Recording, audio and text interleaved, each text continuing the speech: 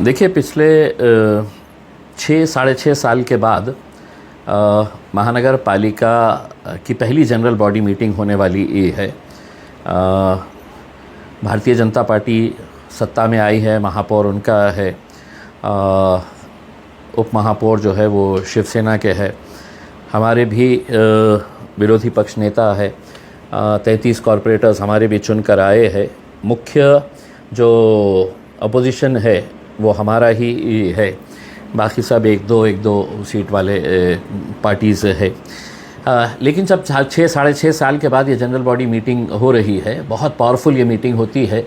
ये शहर की नुमाइंदगी जितने लोग करते हैं, जितने कॉरपोरेटर्स करते हैं, उन्हें एक मौका होता है कि अपने शहर का विकास कैसा किया जाए, अपने इलाके के अंदर जहाँ से वो चुन कर आए वहाँ पे कौन कौन से विकास के काम वो कर सकते हैं। ये सब मुद्दे जो है जनता जिनको वोट देकर वहाँ पर भेजी है कि तुम जाओ महानगर पालिका की इस मीटिंग के अंदर हमारे मुद्दे रखो।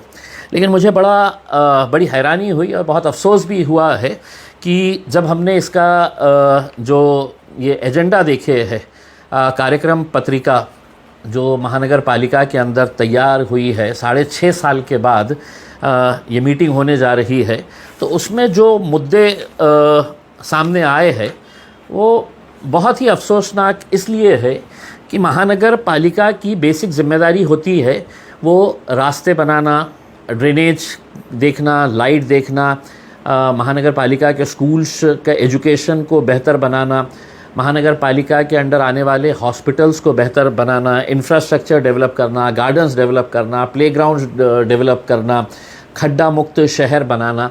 ये सब काम जो है ये महानगर पालिका से उम्मीद की जाती है और यही उनका दायित्व है, उनकी जिम्मेदारी है कि ये काम वो करे। लेकिन अब ये एजेंडा के ऊपर अगर नज़र डालें, एक बात मैं साफ़ तरीके से कहना चाहता हूँ, मैं जो भी मुद्दे उठा रहा हूँ कृपा करके उसे आप धर्म मज़हब के चश्मे से ना देखें। उसमें कोई ना कोई बोलने वाला चाहिए। आज कोई बोलने के लिए तैयार नहीं है, मैं बोल रहा हूँ। मुझे मालूम है कि मेरे इस बोलने के ऊपर भी लोगों को बड़ा तीखा लगेगा और मेरा जमकर वो विरोध करेंगे, लेकिन मैं उसके बावजूद भी बोलूँगा क्योंकि सच बोलना आज बहुत ज़रूरी हो गया है। अब ये मुद्दा है, देखिए, महानगर पालिका में जितने भी कॉरपोरेटर्स, विशेषकर भाजपा और शिवसेना की तरफ से जो चुनकर आए हैं, उन्होंने जो अपने सवाल रखे हैं पहली मीटिंग के अंदर, 6.5 साल के बाद होने वाली मीटिंग के अंदर, उन्होंने पानी के ताल्लुक से, कचरे के ताल्लुक से, एजुकेशन, हेल्थ के ताल्लुक से नहीं, ज़्यादातर लोगों ने डिमांड किए है कि हमारे एरिया के अंदर ये फ़ला का एक पुतला लगाना चाहिए। किसी ने कहा कि इसका स्मारक एक बनना चाहिए, किसी ने कहा कि ये सड़क का नाम ये होना चाहिए, किसी ने कहा कि वो गली का नाम ये होना चाहिए करके। उसमें सब महापुरुषों के नाम है उसमें। लेकिन जब इन महापुरुषों के नाम को इस तरीके से अपने राजनीतिक स्वार्थ के लिए इस्तेमाल किया जा रहा है, तो वो राजनीतिक तौर के ऊपर अगर हम देखें तो ये जो महापुरुष है, इन्हें ना किसी सड़क के नाम की ज़रूरत है, ना किसी गली के नाम की ज़रूरत है, ना उन्होंने कहा है कि मेरा पुतला बनाओ करके। सही मानों में अगर इनको सही तरीके से मानना है तो इनके नाम के ऊपर भव्य स्कूल्स खोलिएगा, भव्य आप इनके नाम के ऊपर इंफ्रास्ट्रक्चर प्रोजेक्ट्स डालिएगा, गार्डन्स बनाइएगा, बच्चों के लिए प्लेग्राउंड्स बनाइएगा। लेकिन पुतले बनाना है। अब पुतले भी जो बनाए जा रहे हैं, कोई भी नेता अपने जेब से पैसा नहीं दे रहा है। ये जनता का पैसा किस तरीके से दुरुपयोग किया जा रहा है इसके अंदर। एक पुतला कोई 10,000, 20,000, 50,000, लाख रुपये का नहीं आता है, इसमें 2 लाख 5 लाख का भी नहीं आता है, 10 लाख का भी नहीं आता है। अब ये एक ठहराव आया है जिसमें एक पुतला बिठाया जा रहा है, महात्मा बसवेश्वर महाराज, इनका एक पुतला यहाँ पर बिठाया जा रहा है टीवी सेंटर मजनू हिल के पास। इसमें महात्मा बसवेश्वर महाराज लिंगायत समाज के बड़े नेता और एक सामाजिक कार्य के ज़रिए उन्होंने कर्नाटक के अंदर बहुत अच्छा काम किया था। जैसा महाराष्ट्र के अंदर ज्योतिबा फुले, सावित्रीबाई फुले ने किया था, वैसे बसवेश्वर महाराज ने कर्नाटक के अंदर समाज की बुराइयों के ख़िलाफ़ लड़ने का काम किया था। लेकिन उन्होंने जाते वक्त ये नहीं कहा था कि मैंने इतना अच्छा काम करा हूँ और तुम है तो मेरे नाम के पुतले बनाओ करके। अब एक पुतला जो उनका यहाँ पर बिठाया जा रहा है, वो कितने पैसे लगने वाले हैं महानगर पालिका की तिजोरी में से। ऑलरेडी कंगाल तिजोरी है महानगर पालिका की, बेईमानी से भरी हुई है महानगर पालिका के अंदर। ये पुतले की कीमत है 2 करोड़ 67,63,478। जी हाँ, आपने सही सुना है, 2 करोड़ तकरीबन 68 लाख, 2 करोड़ 68 लाख का ये एक पुतला बसवेश्वर महाराज का बनाया जा रहा है। ये पैसा किसका है? ये पैसा मेरा है, जो मैं टैक्स देता हूँ, वाटर टैक्स देता हूँ, प्रॉपर्टी टैक्स देता हूँ। ये टैक्स का पैसा जो जनता देती ये करती है। लेकिन महानगर पालिका के अंदर कुछ ऐसे लोग चुनकर जाते हैं जिन्हें रास्ता, पानी, ड्रेनेज, स्कूल, हेल्थ, एजुकेशन, इससे कोई लेना देना नहीं है। वो सिर्फ किस तरीक़े से अपने वोट बैंक को इंटैक्ट रखे। मैं महात्मा बसवेश्वर महाराज, इनके बारे में अगर पढ़ेंगे तो यकीनन एक बहुत अच्छा कार्य करने वाले महाराज थे। लेकिन उनके नाम के ऊपर ये पैसा मेरे और आपके जेब से निकाल कर न जाने महानगर पालिका क्या साबित करना चाह रही। और सिर्फ यही नहीं है, अब एक दूसरा है, मुझे मालूम है कि इस बारे में अब एक प्रस्ताव ये है, सुनिएगा ज़रा, मराठी के अंदर है। प्रस्ताव सादर करण्यात येते की प्रभाग क्रमांक 20 अंतर्गत हॉटेल अमरप्रीत ते शानूर मियाँ दर्गा चौक रस्त्यावर जय विश्वभारती कॉलनी इथे सध्या सावरकर चौक अस्तित्वात आहे। सदर प्रभागात श्री सावरकर यांना मानणारा वर्ग अनुयायी मोठ्या प्रमाणात आहे। सावरकर यांचे विचार व कार्य जनसामान्य नागरिकांपर्यंत समाजात पोहोचवणे व रुजविणे आवश्यक असल्याने सदर ठिकाणी माननीय श्री सावरकर यांचा पुतळा चौकात बसविण्याची मागणी प्रभागातील नागरिकांनी केली आहे। त्यानुसार सदर ठिकाणी श्री सावरकर यांचा पुतळा उभारणेबाबत माननीय सर्वसाधारण सभेसमोर ठेवण्याचे प्रस्ताव मान्यतस्व तथा विचारार्थ सादर। सूचक कौन है? तो त्रिंबक गणपतराव तुपे। और अनुमोदक जो है वो एक दलित समाज के कॉरपोरेटर है, जालिंदर महादेव शेंडगे, सावरकर को मानने वाले। अब ये प्रस्ताव कल आने वाला है, यानी कि इसके ऊपर भी 2.5-3 करोड़ रुपये इसके ऊपर भी लगा दिए जाएंगे इसमें, क्योंकि सावरकर उनको बहुत मानने वाले लोग हैं। और उन्होंने कहा कि हमको प्यासा रहेंगे, हम तैयार हैं, हम खड्डों में रहेंगे, हम गंदगी में रहेंगे, हमें स्कूल और हेल्थ का कोई लेना देना नहीं है, हमको सावरकर का पुतला चाहिए करके। तो उन्होंने ये सावरकर के पुतले की मांग किए हैं और मुझे यकीन है कि ये भी पास हो जाएगा। 2.5-3 करोड़ रुपये वैसे भी इसके अंदर से निकल जाएंगे। किसी ठेकेदार को बुलाया जाएगा, आधे जेब में रखा जाएगा, आधे का पुतला बनाया जाएगा और फिर कहेंगे कि ये महापुरुषों का आदर सम्मान करने के लिए हम ये कर रहे हैं करके। फिर कितने सारे लोगों ने, कॉरपोरेटर्स जो चुन कर आए हैं, उन्होंने अपने इलाके के अंदर क्या होना चाहिए, तो किसी ने है तो एक ठहराव लाया है कि हमको ये रास्ते का नाम, जैसा एक ठहराव आया है बीड़ बायपास रोडवरील छत्रपति संभाजी महाराज चौक ते हिमालय रेसिडेन्सी खडी रोडवरील गोविंदम हाईट बिल्डिंग समोरील चौकास जिजाऊ चौक नाम दिया जाना चाहिए। फिर दूसरों ने कहा है कि माझ्या घराच्या जवळ चौका छत्रपति शिवाजी महाराज चौक। ये शहर के अहम मुद्दे हैं कि ये गली का नाम, ये रास्ते का नाम, ये नाम के ऊपर करे। एक साहब ने, एक कॉरपोरेटर ने एक प्रस्ताव रखा है की सोलापूर ते धुळे राष्ट्रीय महामार्गावर नक्षत्रवाडी येथे उड्डाणपूल बांधलेला आहे। सदर उड्डाणपुलाखालील चौकास श्री विश्वकर्मा चौक असे नाव देण्याची मागणी विश्वकर्मा ज्योति वास्तु अनुसंधान यांनी केलेली आहे। ये इम्पॉर्टेंट मुद्दा है। एक जो फ्लाईओवर है उसके नीचे एक चौक है, तो उस चौक का नाम जो है वो देना चाहिए। ये इनके लिए बहुत प्राथमिकता का मुद्दा है। तो ऐसे न जाने कितने ये है। फिर एक कॉरपोरेटर ने नाम के पीछे पड़ने वाले लोग और इसके आगे कुछ सोच नहीं सकते हैं। एक ने कहा कि एक सफारी पार्क बन रहा है। वो सफारी पार्क जो है जिसके अंदर घोड़े, ऊंट, शेर, चीता, बिल्ली, बकरी सब रहने वाले हैं, वो सफारी पार्क का नाम छत्रपती संभाजीनगर महापालिका स्मार्ट सिटी अंतर्गत पडेगाव मिटमिटा येथे आंतरराष्ट्रीय दर्जाचे सफारी पार्क उभारण्याचे काम चालू आहे। सदरील काम लवकरच होणार असून या पार्कला छत्रपती संभाजीराजे भोसले सफारी पार्क ये नाम दिया जाए करके। अहम काम है, बहुत बड़ा है, शहर का बहुत बड़ा मुद्दा है। फिर एक प्रस्ताव आया है, शिवाजीनगर येथील पाण्याच्या टाकीसमोर गारितारा आर्केड समोरील रस्त्यावर चौकात छत्रपती शिवाजी महाराज यांचा पूर्णाकृती पुतळा उभारणे। छत्रपति शिवाजी महाराज का एक और पुतला कहाँ चाहिए? शिवाजी नगर के अंदर चाहिए। एक कॉरपोरेटर ने कहा। बहुत अहम मुद्दा है, उसके इलाके के लिए, उसके शहर के लिए बहुत बड़ा मुद्दा है। उसके अंदर गए 2-5 करोड़ रुपये।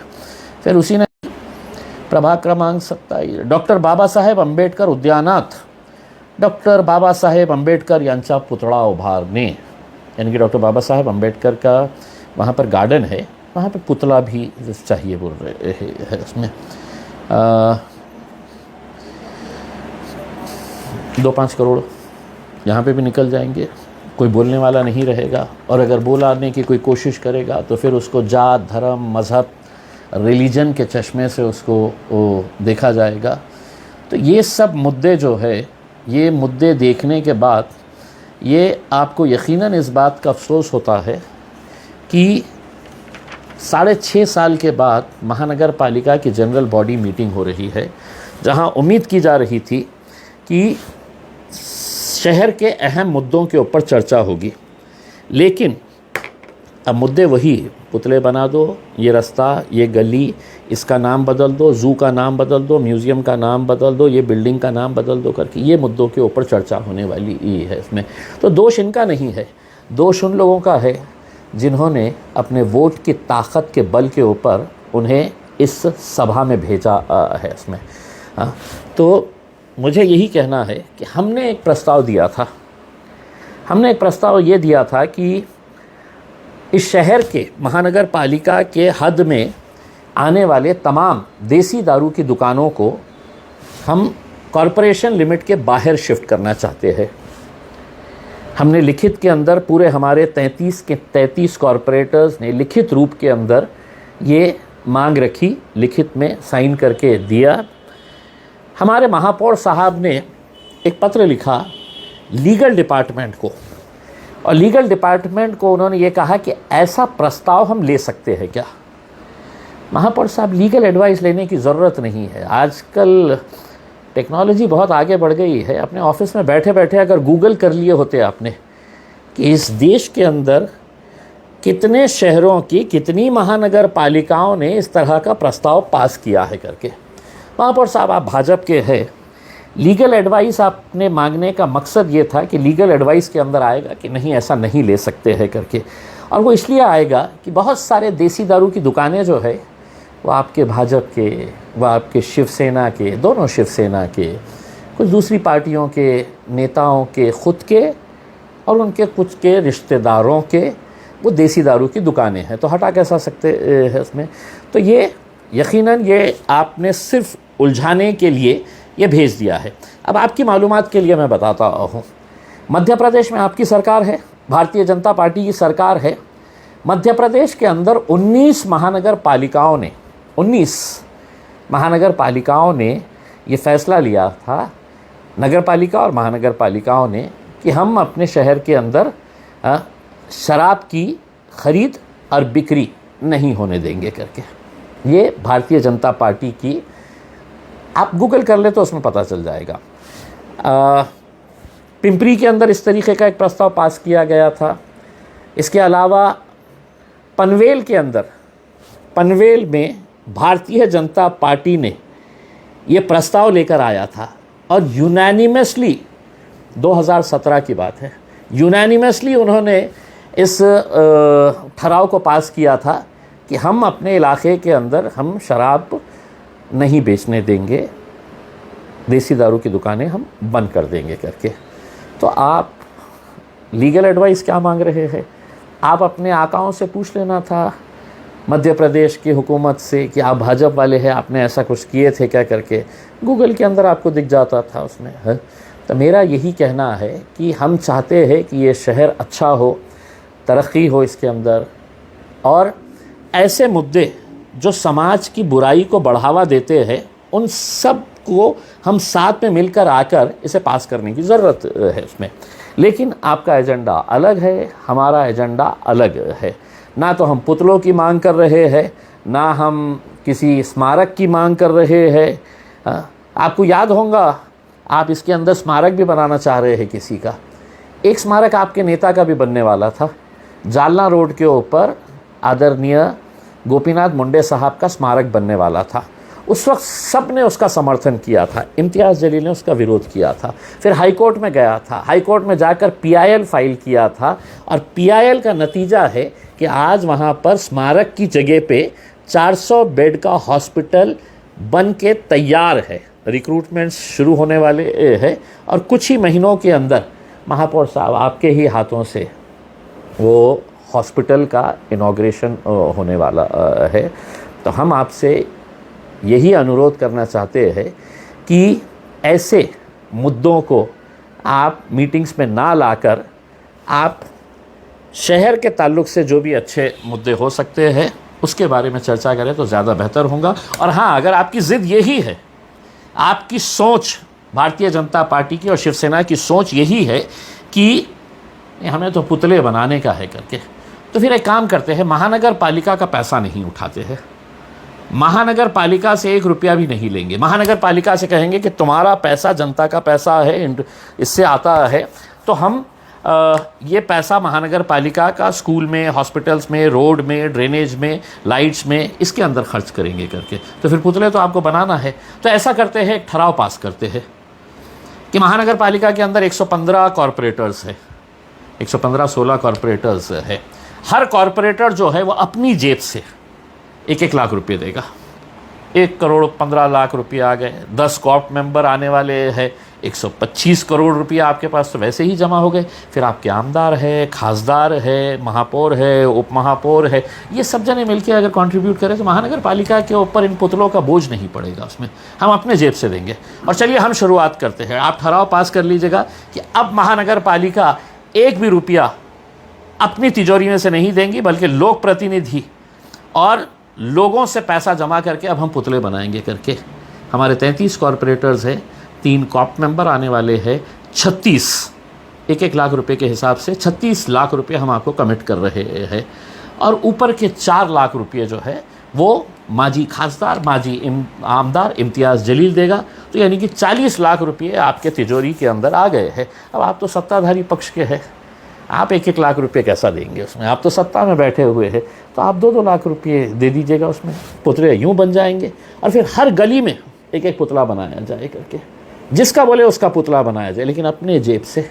अपने जेब में आप हाथ नहीं डालेंगे और जनता के पैसों के जेब में से निकाल के है तो आप उनको अच्छी सड़क नहीं देंगे, अच्छा पानी नहीं देंगे, साफ़ सुथरा पानी नहीं देंगे, उसमें सारी गंदगी उनके घरों के सामने पड़ी रहेगी। उसमें कोई गार्डन्स नहीं डेवलप करेंगे, कोई प्लेग्राउंड्स नहीं डेवलप करेंगे।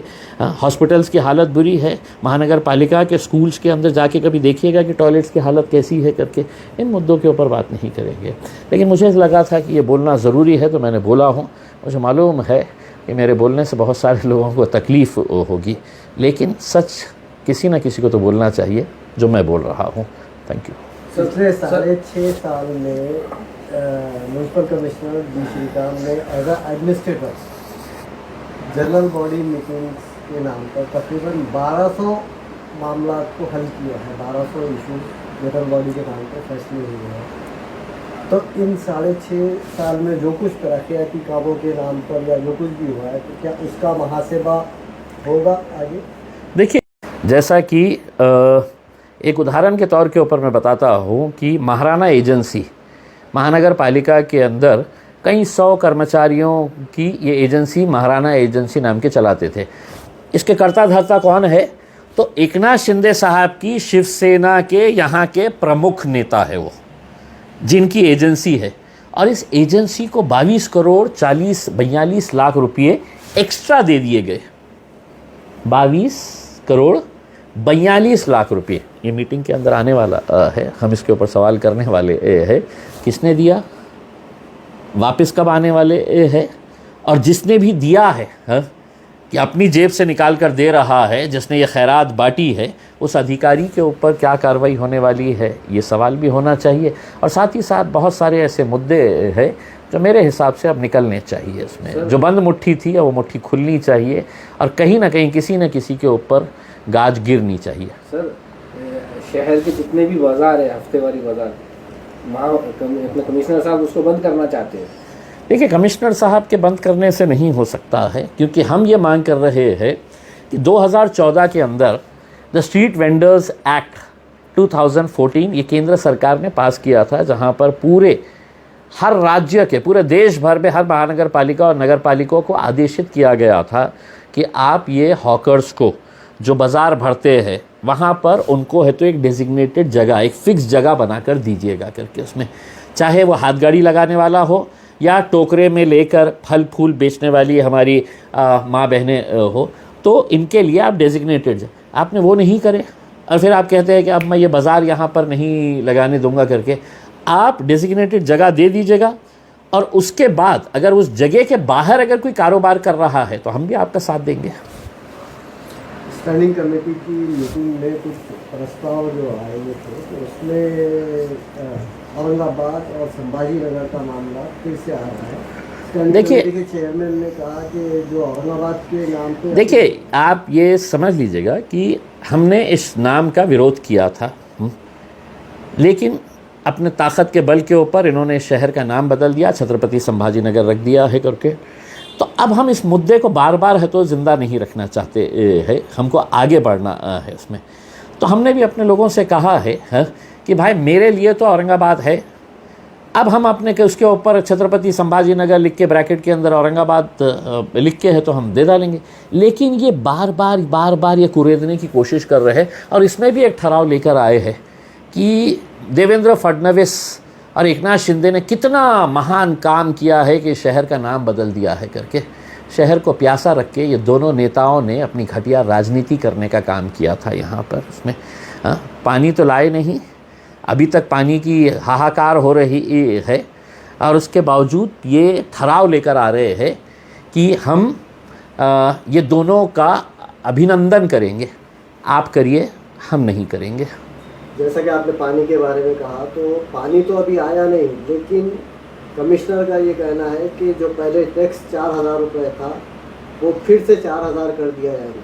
पानी नहीं आया, लेकिन उसका टैक्स बढ़ा देने की अभी पहले बात हो गई है। देखिए, अब ठीक है सत्ताधारी पक्ष का क्या रवैया होता है, लेकिन हम ऐसी कोई भी चीज़ नहीं, हम तो ये महानगर पालिका से मांगनी करेंगे कि इतने सालों तक तुमने जो हमसे टैक्स लेते रहे और पानी नहीं दिए हैं, लोगों के अकाउंट में वो पैसे पहले वापस कर दें। हाँ, क्योंकि आपने ज़बरदस्ती जो चीज़ हमको दे ही नहीं रहे उसका पैसा लिए है, वो टैक्स हमसे लिए है, तो वो पैसा पहले वापस कर दे। पानी आने के बाद फिर तय करेंगे कि कितना देना है कितना नहीं देना है करके। लेकिन पहले ये बताइए, अभी आया ही नहीं है, पानी नहीं आया है, और अब आप टैक्स के बारे में बात करना शुरू कर दिए हैं। महाराष्ट्र रहा है मुझे कोई हैरानी नहीं हो रही है।